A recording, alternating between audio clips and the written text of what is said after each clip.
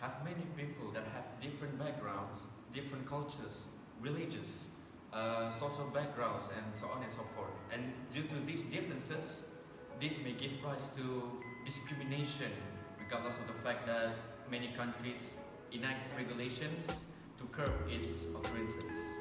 I'm Muhammad Harris, and I'm a student from Bachelor of Business and Administration of Finance from University Technology of Mara.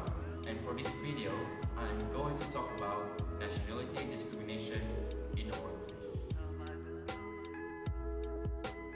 Now, before I want to talk about my topic, before I want to discuss about it, discrimination is prejudicial treatment towards a person because of a group that they are a part of. To avoid this discrimination, but majority of people still feel being discriminated in the workplace every day. Now, nationality discrimination occurs in the workplace when an employer makes an employment-related decision based on the job applicant or the employee's country of origin, culture, accent, ethnicity, or their assumed ethnicity. Topic, I'm going to give you 3 types of nationality discrimination. One is harassment, 2 is discrimination in terms of citizenship, and lastly is language requirements in a company or in an organization. The first point of types of nationality discrimination in the workplace, which is harassment. Before that, let's say I give you a scenario of me working at the same company in the United Kingdom, for example. Now, all of the employees or employers or people over there in that workplace are local, are from the United Kingdom.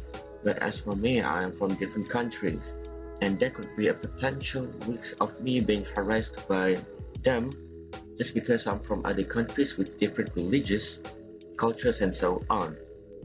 Now, we as human beings have our own limits when getting jeopardized or whatnot, and that is why the law forbids offensive and derogatory remarks about a person's national origin, ethnicity, or accent when it is severe enough to create a hostile or offensive work environment, or results in an adverse employment decision against the victim.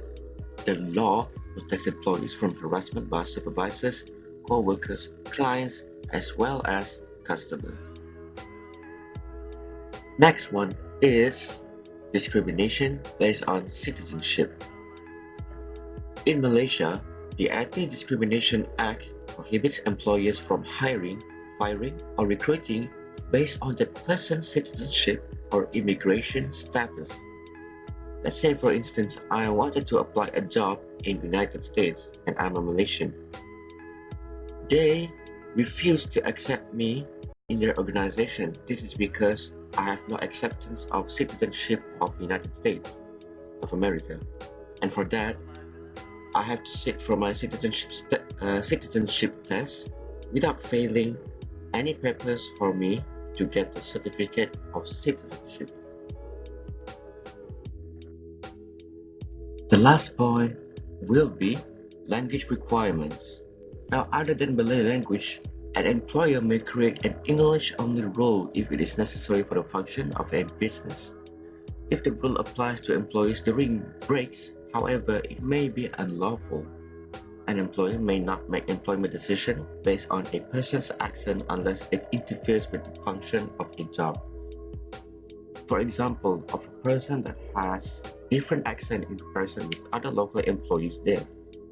Harassment will occur to that victim just because the individual has a different accent compared to others in that workplace. Now, I have another example which occurs in Malaysia nowadays. Most organizations must have at least Mandarin language requirements for communication purposes in that organization. Without Mandarin language, they will not accept job applicants with no such requirements.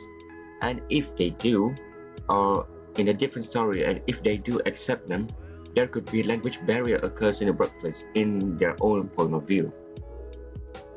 Apart from that, job applicants will have a hard time to find a proper place or a proper organization for them to apply their job.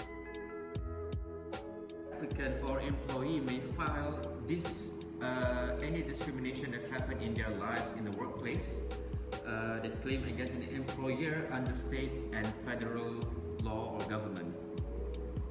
I mean, it's okay to tell the federal government about what happened in their life of their work, because of they're being discriminated like every day.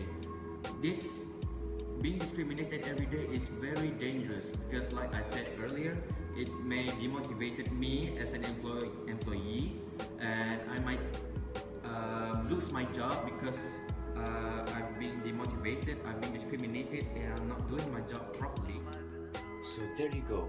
That was nationality discrimination that happens in the workplace. I hope you understand my discussion. I hope that the transfer of knowledge is clear for all of you. And if you want more of these kind of videos, please do as you will, because this is very important for your knowledge right here in your CPU. Great thanks to both of our lecturers, Dr. Allen as well as Madam Ratnawati, for giving us a chance to explain, to present this kind of discrimination or problems or causes that happens in our workplaces. As human resource management, we need to know what all of these kind of things. Now, I'm gonna end this video here. Thank you very much. Wassalamualaikum.